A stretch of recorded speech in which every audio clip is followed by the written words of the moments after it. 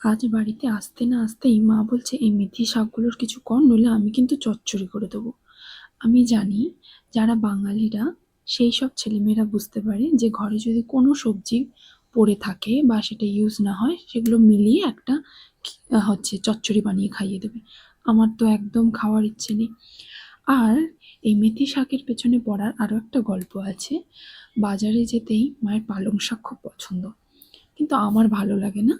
তাই উনি দুটো আঁটি পালং শাক নিলে বললো 10 টাকায় দিয়ে দেবে। 6 টাকা করে আঁটি, কিন্তু দুটো নিলে 10 টাকায় দিয়ে দেবে।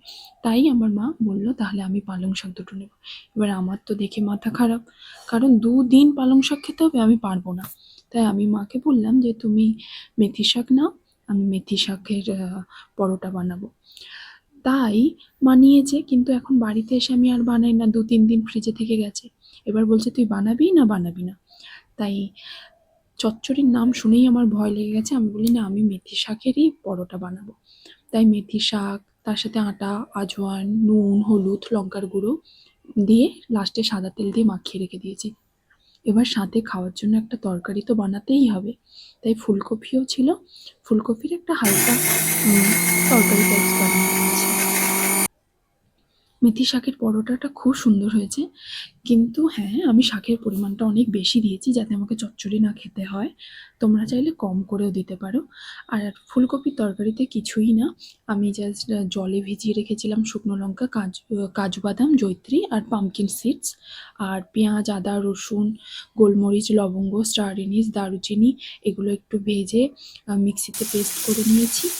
করে কড়াইতে যেমন নর্মালি কসুরি মেথি একটু দিয়েছিলাম, যেমন নর্মালি তরকারি একটু করি ওরকম করে নিয়েছিলাম। এটা তো আমার করার কোনো প্ল্যান ছিল না। মাকে শুধু বাটার লাগাচ্ছি যে দেখো আমি শুধু পরোটা বানাইনি, সাথে তরকারিও বানিয়েছি। এদিকে আমি ফুলকপির তরকারি বানানো অলরেডি কমপ্লিট হতে যায়। এবারে কিছুই না, সেদ্ধ করতে বসিয়ে দেবো। এবার অন্যদিকে মেথি শাকের যে পরোটার জন্য যে আটাটা মাখিয়ে রেখেছিলাম সেটা নরম হয়ে গেছে। এবার আমি বেলে নেব। আচ্ছা, মাখিয়ে যে আমি বেলেছি, আমি ভাজার সময় আসতেই আমি হাত তুলে নিয়েছি, কারণ আমার মা ভাজবে সেটা খুব নরম হবে, আর আমি ভাজলেই দোতলা থেকে ছুঁড়ে মারলে যে কোনো মানুষের টাক ফেটে যাবে। তাই বাবা, এত রিস্ক নেওয়ার দরকার নেই। তাই মাই ভেজেছে, আর দেখবে কত সুন্দরভাবে পরোটাটা নরম হয়েছে।